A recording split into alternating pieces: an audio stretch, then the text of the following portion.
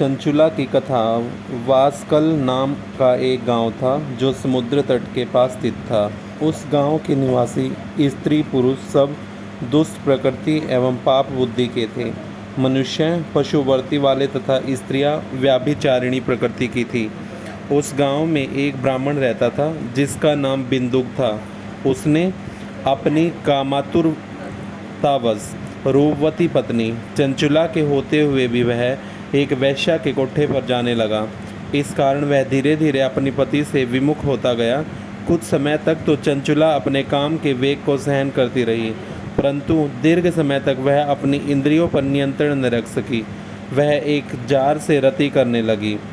एक दिन बिंदुक ने अपनी पत्नी चंचुला को परपुरुष के साथ रमण करते पकड़ लिया। वह क्रोध में भर गया। जार पुरुष तो डर कर भाग गया, परंतु बिंदुक अपनी पत्नी चंचुला की मुक्कों से पिटाई करने लगा। चंचुला अपनी पति से बोली कि जब आप मुझे छोड़कर वेश्यागमन करते हो तो मुझे कितना बड़ा दुख होता है। कभी आपने इसका अनुमान लगाया है मैं अपनी काम वासना को दीर्घ काल तक किस प्रकार दबाए रख सकती हूँ। पत्नी की बात सुनकर दुर्बुद्धि बिंदुक ने कहा, प्रिय, तुम ठीक कहती हो। तुम निर्भय होकर जार पुरुषों के साथ विहार कर सकती हो, परंतु उसके बदले में उनसे धन कमाओ। उस धन से हम दोनों का बहुत भला होगा। चंचुला ने पति की आज्ञा को मान लिया और पति पत्नी दोनों कुक्रम के मार्ग पर चलने लगे। समय आने पर चंचुला के पति बिंदुक की मृत्यु हो गई। वह नरकलोक में अनेक दुख भोग कर पिशाच योनि में पैदा हुआ।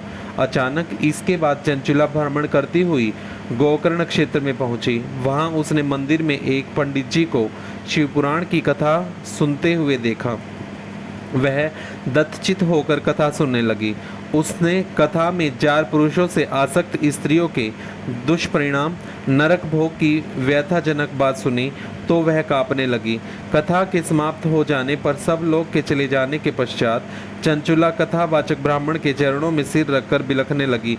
ब्राह्मण द्वारा पूछने पर उसने अपनी सारी कथा सुना डाली और पश्चाताप करती हुई अपने उद्धार का उपाय पूछने लगी।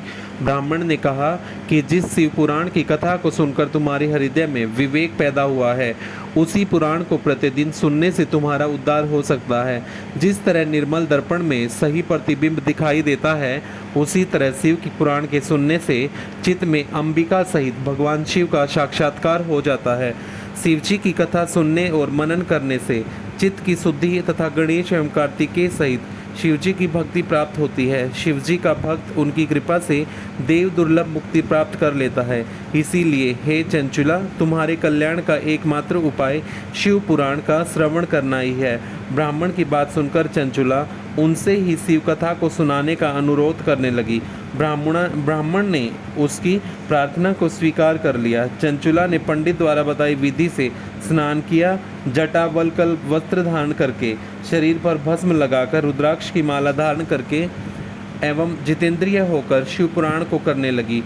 इस प्रकार शिव जी के ध्यान में मगन रहकर चंचुला ने समय आने पर शरीर का त्याग किया और शिवलोक में पहुंचकर उमा सहित भगवान शंकर के साक्षात दर्शन किए। उसकी श्रद्धा भक्ति को देखकर पार्वती ने उसे सदैव के लिए अपना सामीप्य प्रदान किया। शौनक जी ने सुत जी से प्रार्थना की कि चंचुला का आगे का वृतांत बताने की कृपा करे। सुत जी ने कहा, हे मुनिश्रेष्ठ, चंचुला ने अपनी निश्चल भक्ति द्वारा भगवती पार्वती का सानिध्य प्राप्त कर लिया। एक दिन चंचुला ने भगवती पार्वती से अपने पति के संबंध में जिज्ञासा प्रकट की तो भगवती पार्वती ने उसे बताया कि बिंदुक नरक की अनेक यातनाएं भोगने के बाद इस समय पिशाच योनि में कष्टप्रद जीवन व्यतीत कर रहा है। यह सुनकर चंचुला उद्विग्न हो उठी। वह भगवती पार्वती से अनुनय विनय करके उनसे अपने पति के उद्धार की याचना करने लगी। इस पर भगवती पार्वती ने तुम्बरु गंधर्व को बुलाकर उसे विंध्याचल पर्वत पर जाकर वहां पिशाच योनि में पड़े बिंदुक को शिवपुराण सुनाकर इससे उसका उद्धार करने का आदेश दिया। माता पार्वती की आज्ञा को शिरोधार्य कर तुम्बरु विंध्याचल पर्वत पहुंचा और बिंदुक को बलपूर्वक उठाकर शिव पुराण सुनाने लगा। शिव कथा को सुनने के लिए वहां पर देवता भी एकत्रित हो गए। तुम्बरु से शिव कथा सुनकर बिंदुक निष्पाप होकर पिशाच योनि से मुक्त हो गया। बिंदुक अब प्रतिदिन शिवजी का गुणगान करने लगा। भगवान शंकर ने उसकी अचल भक्ति को देखकर उसे अपना गण बना लिया। ओम नमः शिवाय।